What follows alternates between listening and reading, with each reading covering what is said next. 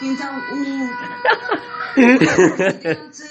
façam o que quiserem, terá dito Bruno Carvalho aos elementos da claque e dias depois, como sabemos, houve o fatídico ataque à Academia de Alcochete. And you lot are not deep in this. These men are stacking shit. April.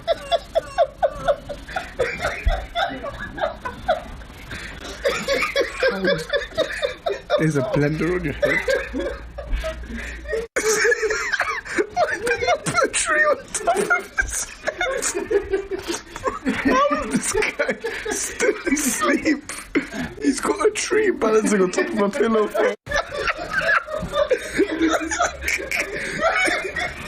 They fell.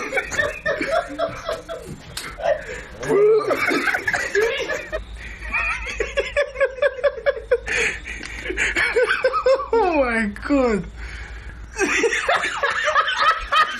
So this is my 8-year-old brother. Lucid Dreamed, W2S diss track lyrics. How did Extension die? How did Michael Jackson die? How did Elvis die? David Bowie, Arson, Club Ubisoft, Fortnite, Shadical Face. Oh, barbecue sauce on titties. Sorry. Barbecue sauce on titties. So I'm sitting there with barbecue sauce on my titties. Look.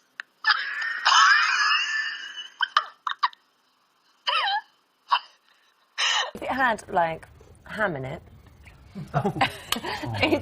it's closer. Oh, no. It's closer to a British carbonara. Oh, no. It is. No, that's true. Oh, well, I'm glad you're standing there. Do you agree? Yeah. Oh, you know what I mean? If my grandmother had wheels, she would have been a bike. You know, what, you know... You know, what you know, it doesn't make any sense what you said. It's a different recipe. It's got nothing to do with macaroni cheese. You know? What? My grandmother had wheels, she would have been a bike.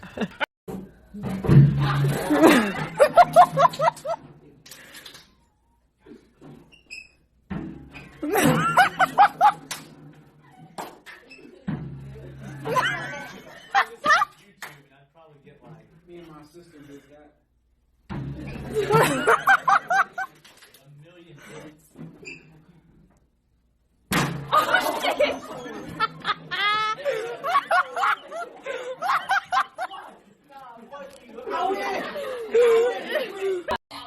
Nigga's a bug out. And molested Andrea Constant in his suburban Philadelphia home.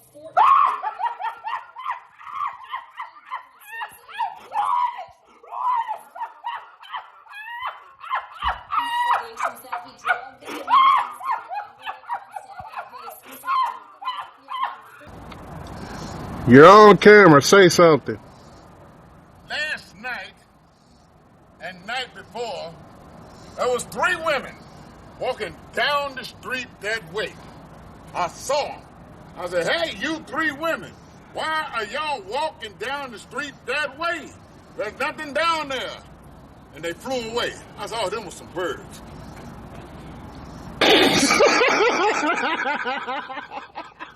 What the hell?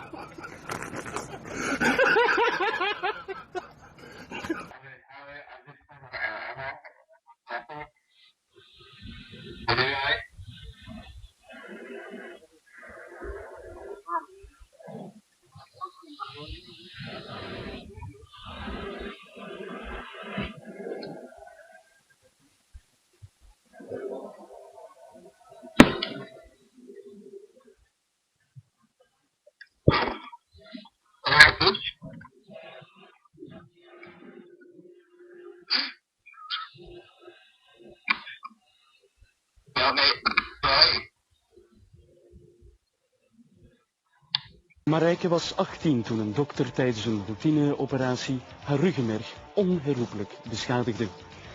Valère werd het slachtoffer van een verstrooide assistent. U bent bij Boomerang en vandaag zullen we het hebben over medische blunders. Tijdens mijn programma over medische blunders liep het behoorlijk fout. Wat is er precies gebeurd bij jou, Marijke? Ik ben opgenomen voor een goedaardig spel. Ik ben geopereerd en mijn humeur is geraakt. En... sorry. We komen zo dadelijk bij jou terug. Valère, jij ging naar het ziekenhuis voor een eenvoudige behandeling. Ja, wat was dat precies? Wel, excuseer. Wel, ik had dus enorm veel last van keelontstekingen. En dat had blijkbaar te maken met mijn amandelen. Met uw amandelen. En mijn dokter heeft me dus aangeraden om een operatie te laten gebeuren. En met dit als gevolg. Valère was mismeesterd aan zijn stembanden. En toen hij mij aansprak, ja, er kwam zo'n gek geluid uit. Ik moest zo ontzettend lachen. Maar ik wist natuurlijk van, ik mag hier niet lachen. Ik mag hier niet lachen. Dus ik probeerde mijn lach in te houden. Maar hoe meer ik mij probeerde te concentreren op de ernst, ja, hoe meer ik voelde van, dit hou ik hier niet uit. Dit hou ik niet uit. Het was afschuwelijk. Marijke, jij had een normaal leven daarvoor. En toen plots kom je uit narcose en dan merk je dat het leven niet meer hetzelfde zal zijn. Hoe reageer je daar dan op? Ja, eerst met heel veel ongeloof. Ongeloof is eigenlijk het juiste woord. Excuseer. Wat dan?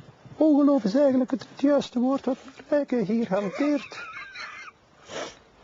Omdat, dat was bij mij dus ook mijn eerste gewaarwording. Dat ik dacht, dat kan niet.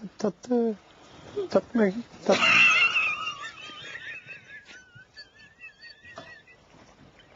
Excuseer, dames en heren. Dus, je probeert dan terug je toekomst.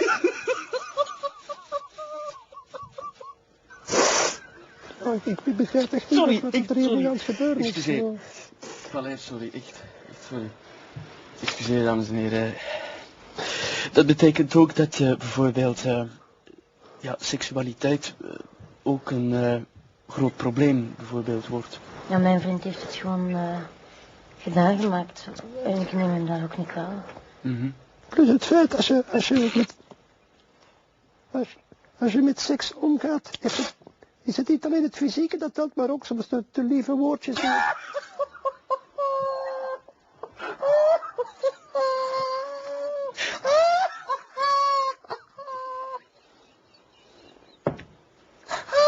Ja, ik vind dus dat dit echt niet kan hoor. Ik bedoel, maar nee, maar moeten we nu nog antwoorden of niet? Want ja, dan zwijg ik liever.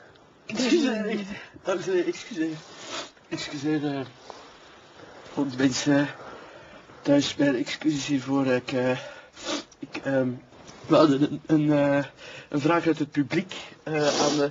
Ja, meneer, je had een opmerking, Ik heb hetzelfde. Ik ben eigenlijk bij een vrij eenvoudige ingreep ook gekwetst geraakt aan de stembanden. Maar... Ik vind dus dat dit niet kan over dat gebeuren is. Ik vind het vrij ergerlijk, meneer, gedurende een half uur. Dit kan voor mij uitgelachen te worden vlak in het gezicht van plein publiek. Eigenaar, ja, dames.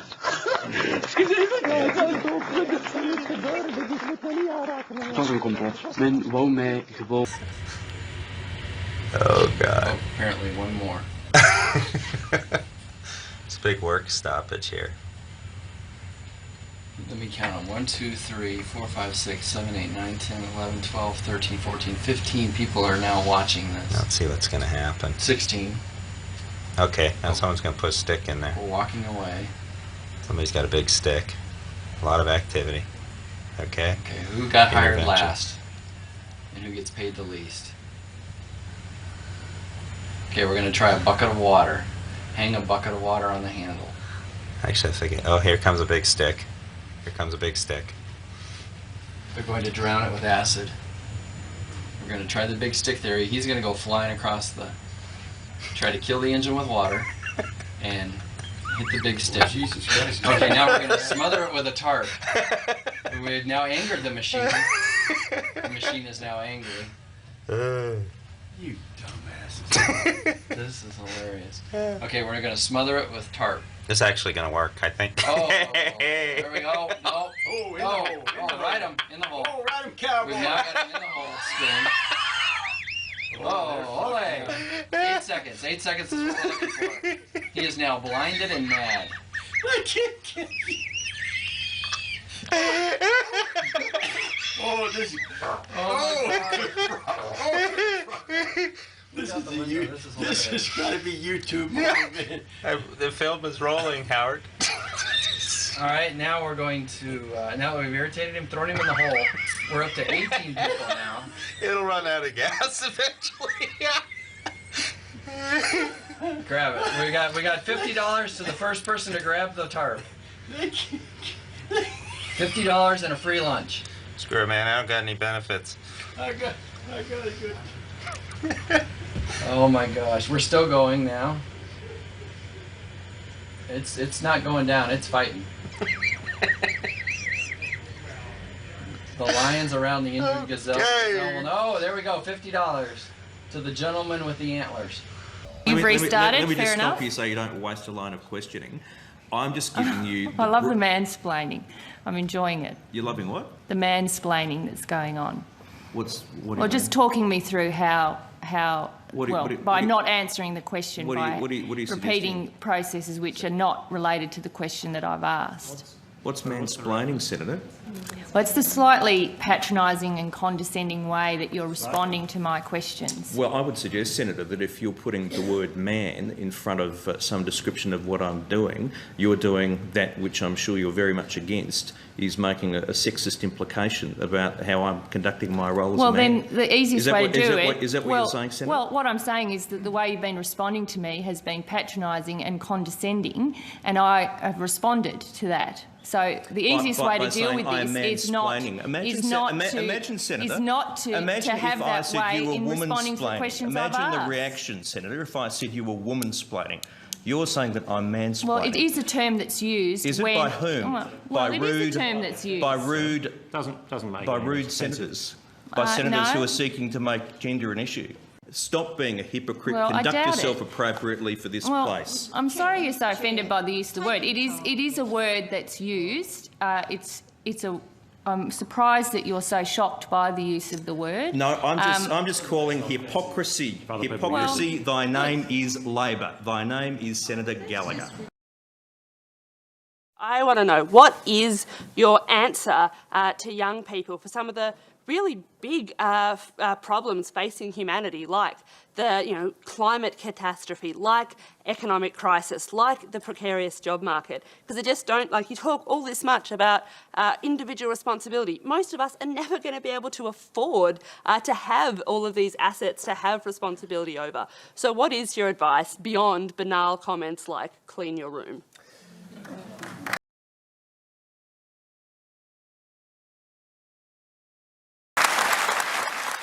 So, I would consider that more of an opinionated personal and political statement than actually a question. So why don't you try reformulating that so that there's an actual question there? Do you think that you're worse off than your grandparents? I think there are different challenges. Do you think you're worse off than your grandparents? And once again, we're not going to cross-examine our questioners. So try answering the question about collective responsibility on climate change, for example. Pick one part of that. A theory about that? Well, fundamentally, I'm a psychologist. We've got quite a large pay dispute happening with our Australian women's soccer team at the moment. Is it frustrating for you as someone who's so prominent in your sport? And we heard you say on the Ellen show the other day you are the richest fighter in UFC, that sort of thing is still going on? I think that how much you get paid should have something to do with how much money you bring in. I'm the highest paid fighter, not because Dina and Lorenzo wanted to do something nice for the ladies. They do it because I bring in the highest numbers. They do it because I make them the most money. And I think that the money that they make should be proportionate to the money that they bring in. Well, there I was thinking it was just me that had a problem, but it turns out it's the air conditioning that's sexist. I know. So many women in our office have the exact same problem. We just sit there absolutely freezing at our desks trying to type. You can probably tell I've got a cold right now, which I blame all on the AC. And so it's just so actually quite nice to see this research.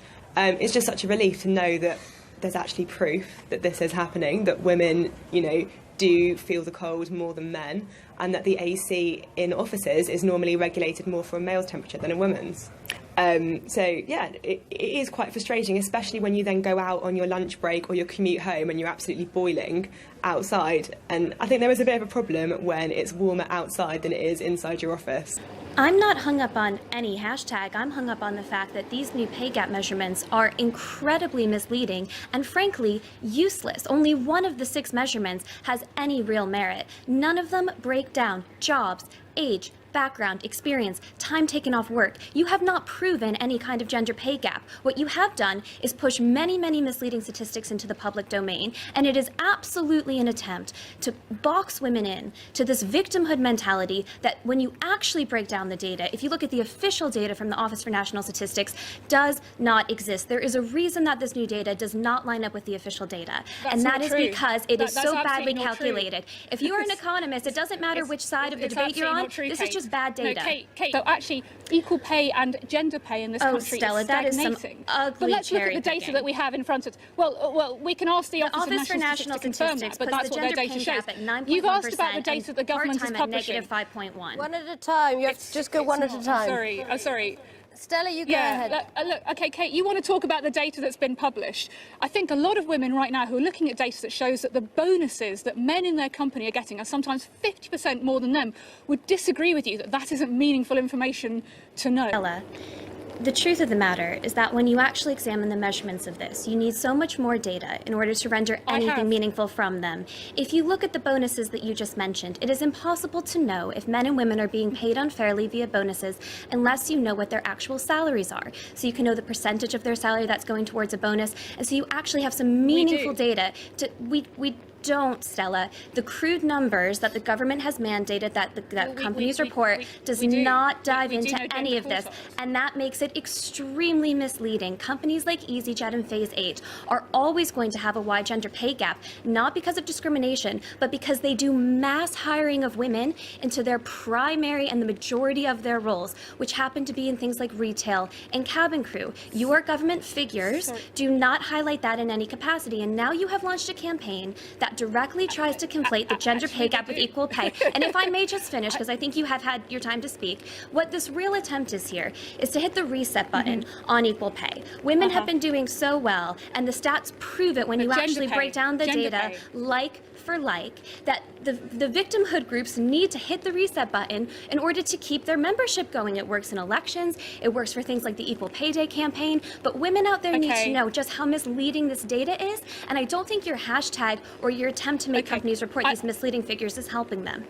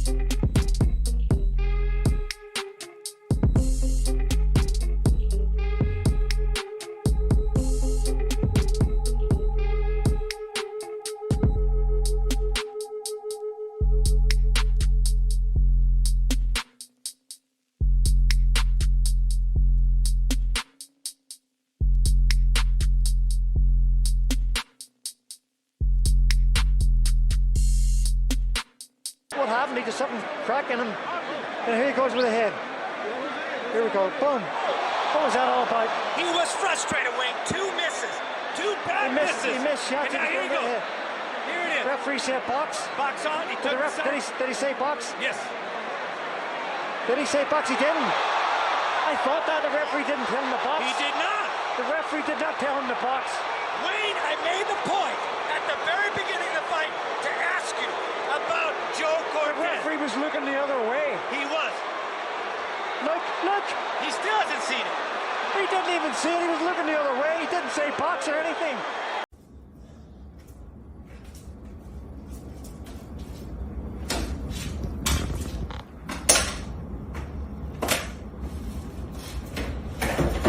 Unbelievable. No. What are you doing? So now I can't even put stuff up there? I'm looking right at you.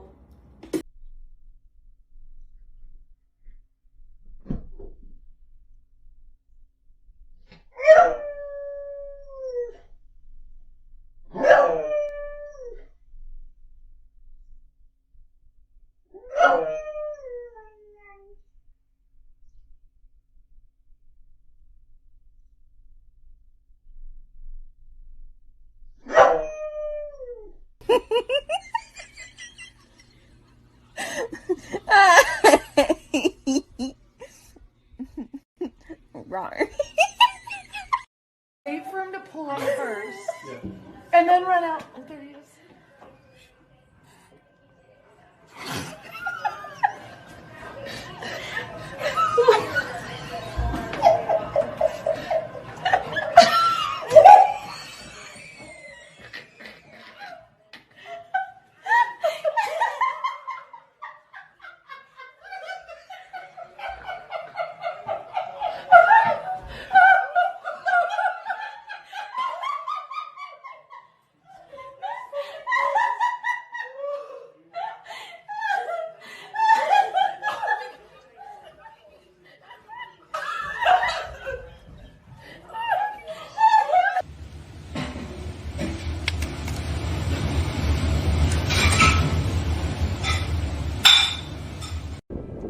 Hopefully the irons are going to work.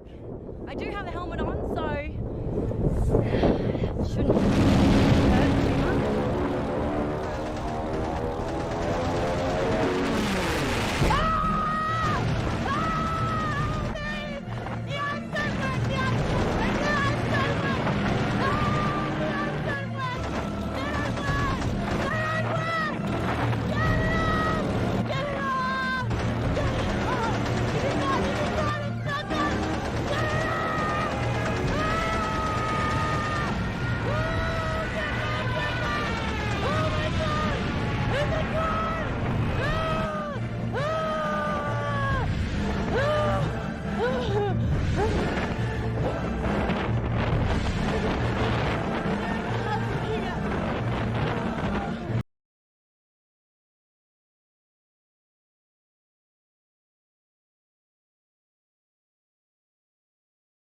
Come on, Anna. Come on, Anna. Oh!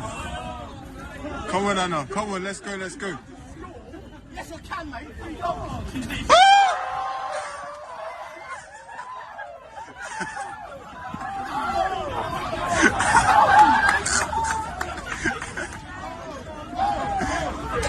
on, girl.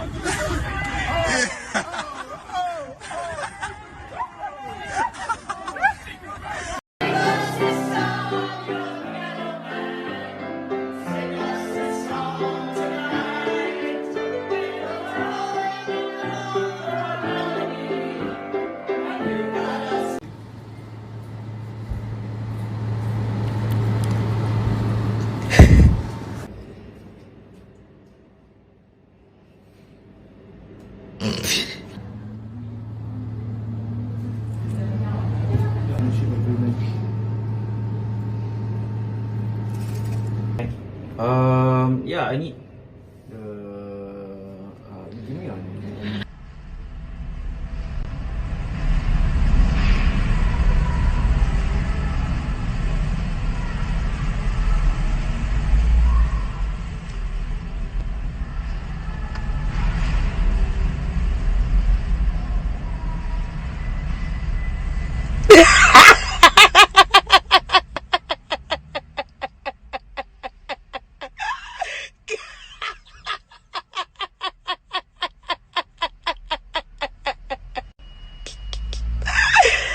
Gotcha!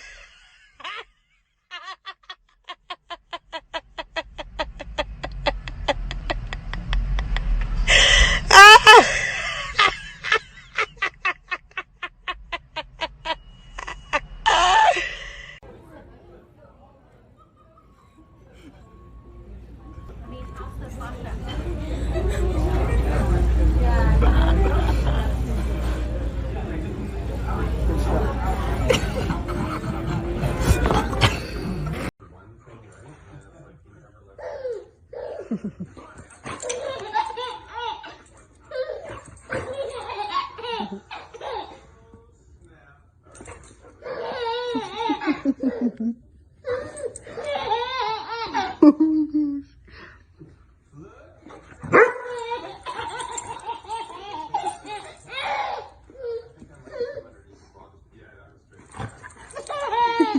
Brandon.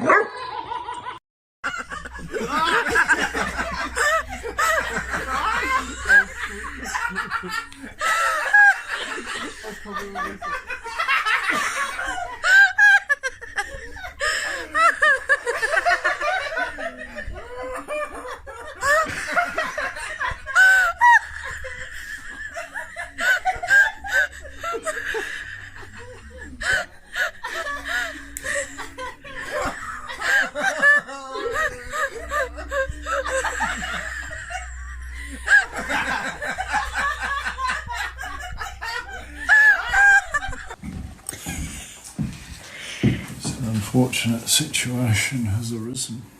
Yeah. What? I've got crabs. Your mother gave them to me.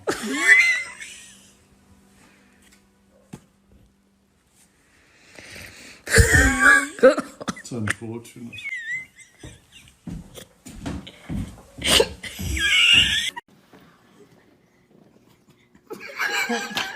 You have the worst disguises. You have headphone cord going out. That's my life support. I'm just reading about Nam. Would that be TikTok, Mom? It's real. What are you doing, Dad? We're just coming in for afternoon tea.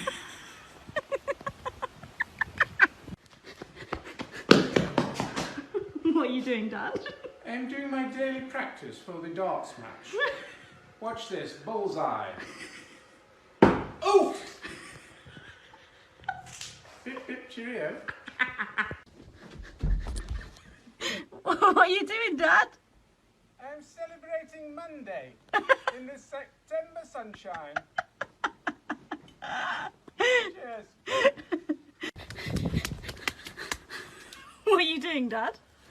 I am trying to identify the best logs to produce a top-notch fire in the drawing room. That'll do nicely. What are you doing, Dad? I found this particularly magnificent piece of wood, and I thought I'd carve it into a masterpiece for the estate. It may take some time, though.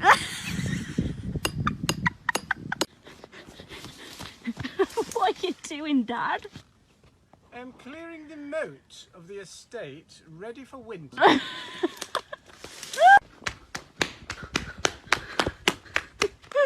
What are you doing, Dad? I'm just having a quick vape on the estate.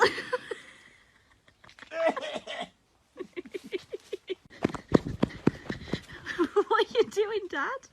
I'm just admiring the rhubarb. It seems to have done rather well on this year's fertiliser, don't you think?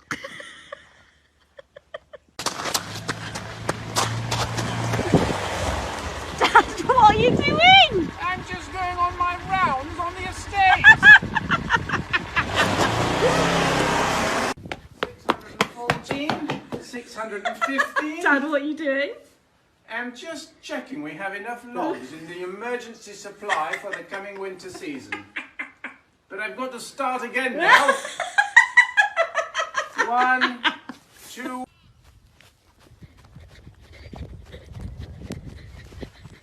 What are you doing, Dad? I'm going to plant my heron near the pond because this heron will not eat any of my fish. What are you doing, Dad? Here is one I prepared earlier. Beef lasagna. Would you like some? What are you doing, Dad? I've just been picking these apples and pears, and I'm going to take them to the cider press on the other side of the estate. Thank you. What are you doing, Dad?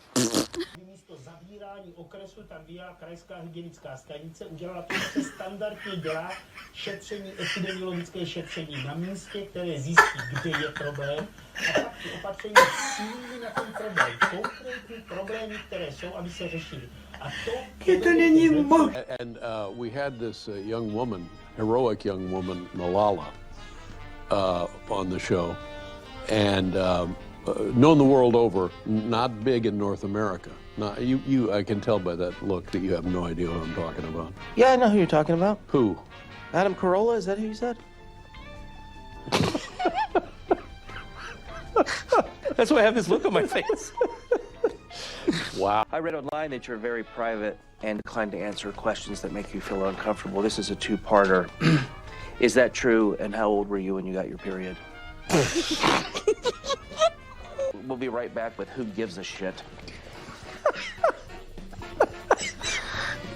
I mean, did you read something last night and were so eager to come tell a bunch of young people about what you read? Yes, I did. I did do a lot of reading. When you and Woody Harrelson are acting in a scene together, are you sad that somewhere there's a sack not being hacked?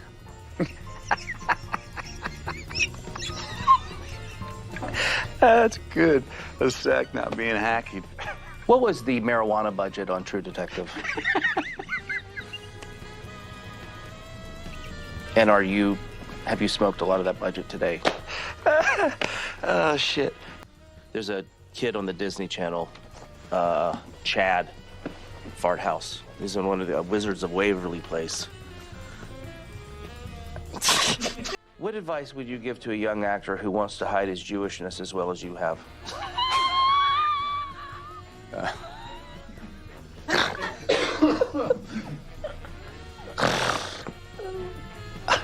You know what happens when a Jewish guy walks into a brick wall with a full erection?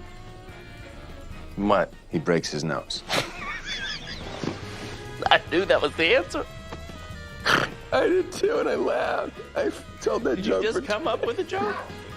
That's a joke you've told before? Billy doesn't quite know what to make of Yamaguchi here. Yamaguchi, they're just slipping out of the ring and everybody's out of their seat, but it was a slip. Oh, hang on, maybe it wasn't a slip. Well, Billy's hit him when he's down. The referee's missed that. Oh, my goodness. The fight is over here in the first round. Oh, my God. Oh, dear.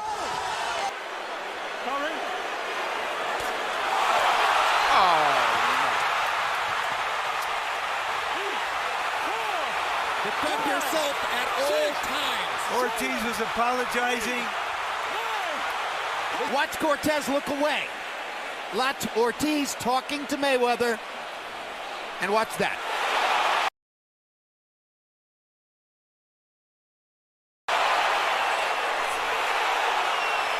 And Victor Ortiz was not able to get up. The Alien Grant. So Butler's number 8 ranking is going to take a hit. Richard Grant in the mild upset. A unanimous decision victory. Oh, look at this. Butler. Whoa! Butler just ran across the ring. Butler just went over there and sucker punched. Sucker punch. Leave me alone. Why do you keep following me? It's honestly so creepy, and I'm going to call the cops. Man, okay? no. Because you guys aren't leaving me alone, and that's why women can't go out in the world by themselves, because of guys like you. What? Okay? So stop following me. You have? Oh, like, I don't know if you have like a gas. You have a thing hanging out of your car. What are you talking about?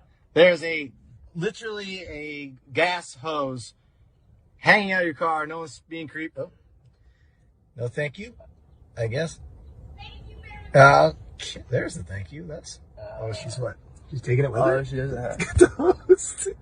Make sure to get all of it. Wow, dude. Nice.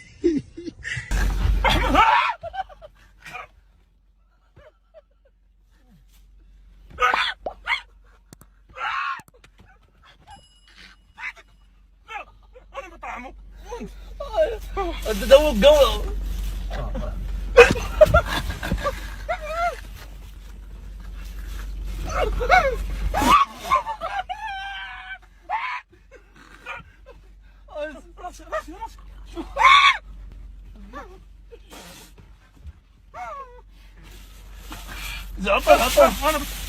وين الخوف؟ راح تقول الخوف.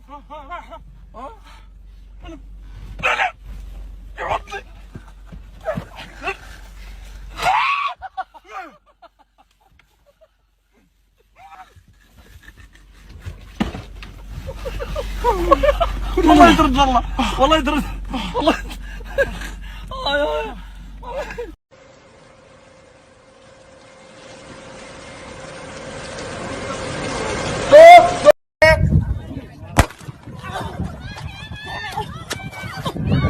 Are you okay, honey? I'm obsessed with the show Scared Straight. If you've never seen it, it's tremendous. Here's what they do. In the show, they take kids, middle school and high school kids that are getting in trouble a lot, and they send them to jail for a day. And the idea is that jail will scare the fuck out of the kid, and then he'll get his life together, hence Scared Straight. It's tremendous. And I know you don't like no motherfucking nigga spitting in your motherfucking face. Ain't a motherfucker. You remember this motherfucking face, because you never want to meet a motherfucker like me. I'm obsessed with one episode. It aired once in 1999. Here's what's great. It aired uncensored, which is bananas. And in this episode, they did not send the kids to jail like they normally do. Instead, they sent them to a maximum security penitentiary. These teenagers are going to prison, just to visit this time. 12 of them have been brought here today by their probation officers and counselors. They think it's just another field trip. And those prisoners verbally assaulted these kids into crying a lot. And it's the funniest shit I have ever seen in my life. First of all, don't feel like too bad for these kids are super badass. They're not like spitting spitballs in class and they're fucking stabbing other kids. They're badass kids, okay? And they show up to this thing with attitude. Like they walk in, they're like, what's up? This ain't shit. I run 6th grade. I ain't scared of you, man. Like, can't scare me. Roll your sleeves down. Roll your sleeves down. Roll your fucking sleeves down. Roll them down. We running here, huh? Roll your sleeves down. Roll your sleeves down. Because we said Step out the line. Step out the line. Get out of here. Get the fuck out of here. Move it up. Let's go. Put your hands out your pockets. Get your ass up there. Let's go. Back on the bus, wise guy. Get the fuck out of here. I'm gonna teach you how to dance. On the bus. I'm gonna show you how to fly. And they're greeted by a guy named Crazy Chris. They call me Crazy Chris, motherfucker. That's right. Crazy Chris, the Nightmare Man. Chris has scars on his face, and the screen freezes, and it says, Chris killed 6 people, and he's doing a double life sentence. Like, this dude is so bad that when he dies and he's reincarnated, that guy's doing life in prison also. So, this is a bad motherfucker right here. The kids are like squatting around, and Chris is like, hey, my name's Crazy Chris. And from now on, you will see me in your nightmares. And the kids are like, what the fuck? Like, I'm 12, don't talk to me like that, man, that's crazy. And then he goes, if I ever see you again, I'll take a bite out of each of you. And they're like, all right, we're all reformed now, thank you very much. So. You walk in here, watch this face, look at this face, good. There's somebody like me waiting, he's got a fork and a knife, and the spit is dripping down his mouth like the cartoons. We will eat you alive. Mike. Jesus, but they can't leave. The next guy comes up to him and he goes, hold my pocket. Hold my pocket. Hold on to this motherfucker. Hold on to my motherfucker. Right, don't get killed, motherfucker. And you walk with me, motherfucker. And he makes kids walk around holding the inside of his pocket. You understand? So he walks and then they're like, I don't know what you know about prison, but if you're holding on to another dude's pocket, it's going to be a rough day, all right? Not only is this guy making kids hold his, he's talking ridiculous shit to middle schoolers. He's like, I'm gonna make you suck my dick for breakfast every morning. And the kid's like, I hate breakfast. And you have to suck my motherfucking dick, motherfucker, when my dick get hard. You talk, motherfucker. That's the shit that go on. That's right. Talk that shit too. Hold on, bitch. Funny shit like that. So he's like, I'm gonna mush your motherfucking face. And the kid's like, it's so fucking funny. There's one exchange where this dude, he pulls a kid out of line. The kid's like 13. He weighs, I don't know, 100 pounds. And he has a bowl cut, okay? He has a bowl cut in prison. It's parted in the middle. And the prisoner goes, why are you here? And the kid's like, stealing? And he goes, the fuck you took?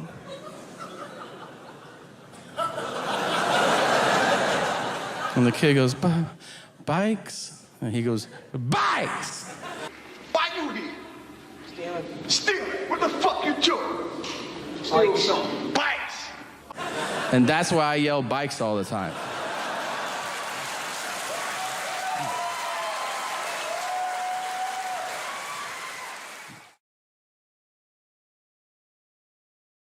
I'm glad I actually went to the prison to say it because it made a big change on me. He's been really good. I haven't had any problems with him since he's been at that visit. Well, I used to come home 1 o'clock in the morning and get yelled at, but I'd yell right back. But now I come home like 7, before 7, just to get off the streets at night. No cops coming to my door, no nothing. He has been good.